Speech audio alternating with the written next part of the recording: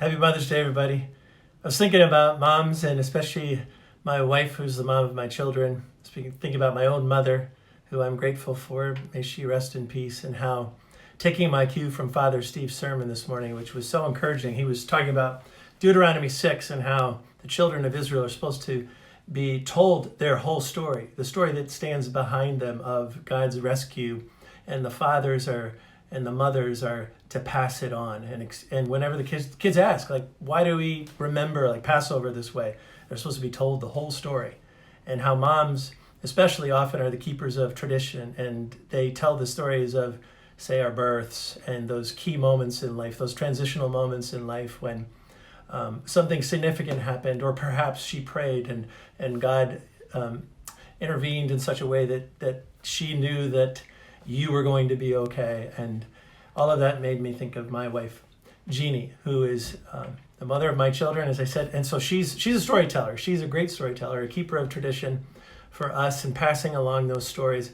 She likes to tell the great true stories of Christianity, of course, as well. She was a homeschooling mom and read all those things to our kids throughout their entire lives.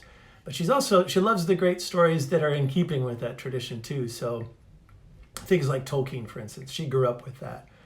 And yesterday she was telling me about a podcast that she was listening to about a mom who's a young mom, who's the daughter of a mother that started a blog, I think at the same time, or was a writer at the same time Jeannie was doing homeschooling.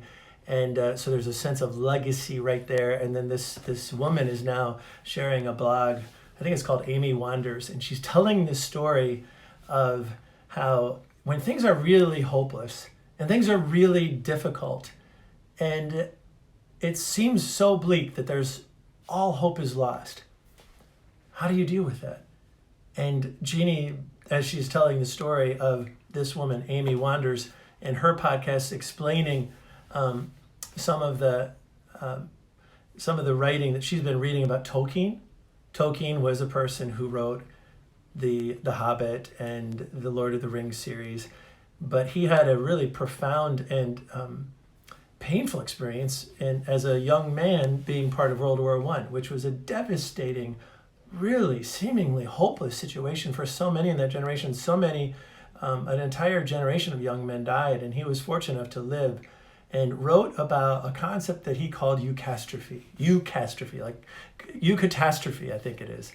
So it's like a catastrophe that normally is just devastating, but there can be a way to live through it, that God actually sparks faith and hope in you. And so he is writing later on about that in his own reflections about his own life, but then also about his own writings.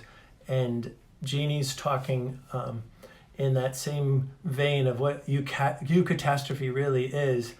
And she begins to tell the story of the Riders of Rohan, and how the Riders of Rohan come in at that moment in the battle where all is seemingly lost and all hope is lost. And Jeannie, as she's telling the story, she's choking up, and she's just taking me right into it and the meaning of it. And she's reawakening my own sense of confidence that, God can even be in catastrophe. God can even be in these situations that seem so disappointing that almost all hope is lost, if not really lost. And then all of a sudden God comes in and puts his sure hand of salvation and rescue right under us to draw us up. She often tells the story about our son Seth when he was a baby, and he was at death's door again and again because he had that RSV that little infants sometimes get. It's a kind of a virus that we all get as adults, and it's not that crazy scary for adults, but it can kill a baby in many moments where the nurses rush in to save him. And she remembers praying, and at some point seeing in a very desperate moment of prayer, having prayed with holy water even over Seth, because she wasn't sure that he would be baptized in the church.